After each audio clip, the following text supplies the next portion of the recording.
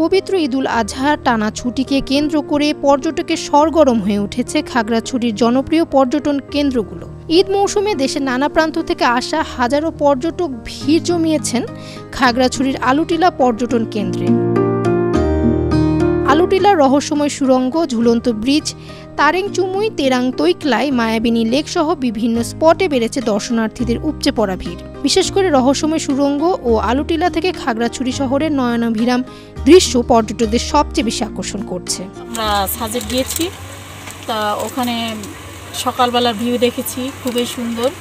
মানে ফার্স্ট গেছি তো এই আর কি। এরপরে আমরা ওখান থেকে সকালে আবার মানে দেখে 10টার দিকে আমরা আর কি রওনা দিচ্ছি। তারপরে এসে খাগড়াছড়িতে তো হোটেলে খেলাম। এই আলুটিলা গুহায় একটু ভ্রমণ করবো। এর আগে আমরা সাজেক দিয়ে ঘুরে আসলাম, আর আজকে রাতে টিকিট কাটা আছে, কক্সবাজার যাবো। মোনালিসা হেভি ফ্লো 15 পিস প্যাকেটের সাথে 8 পিসের একটি প্যাকেট একদম ফ্রি। মানে আবার দেখা এবার প্রথমবার, এটা অপরূপ সুন্দর। স্থান দিয়ে আমরা আসছিলাম। বিষয়টা আসলে রোমাঞ্চকর এবং প্রথম নতুন আসাতে অনুভূতিটা অন্যরকম একটা ফিলিংস কাজ করছে।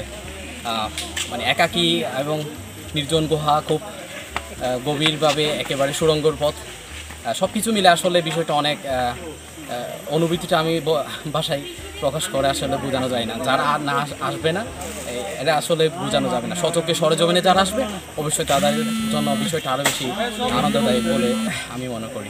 আলুটিলার যে ঝুলন্ত ব্রিজে খাগড়াছড়ি আমরা আজকে সকালে আসছি, সকাল থেকে বাইক ট্যুর দিচ্ছি। আমার কাছে এখন পর্যন্ত যেটা সবচেয়ে স্পেশাল লাগছে যে খাগড়াছড়ির রাস্তাগুলো এত সুন্দর। মানে এখানে আঁকা বাঁকা রাস্তা, উঁচু, একবার অনেক উপরে একবার অনেক নিচে, মানে এই জিনিসটা আমার কাছে সবচেয়ে ইউনিক লাগছে। আর আলুটিলার ভিতরে ঢুকে দেখলাম যে এটা হচ্ছে ওয়ান কাইন্ড অফ ওই যে ভারতের যে একটি আছে না, মানে এই জায়গার ভিউটা এত অস্থির। মানে এখানে পুরো খাগড়াছড়ি শহরটাকে দেখা যাচ্ছে। অনেকগুলো জায়গা আছে। আমরা এরপর আবার ওই যে রিচাং ঝর্ণা যেটা, ওইটাতে যাব।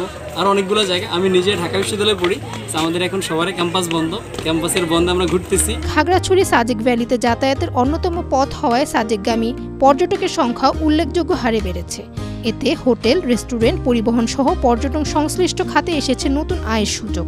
পর্যটন কেন্দ্র, এখানে ছুটির দিনে পর্যটক সংখ্যা অনেক বেশি থাকে।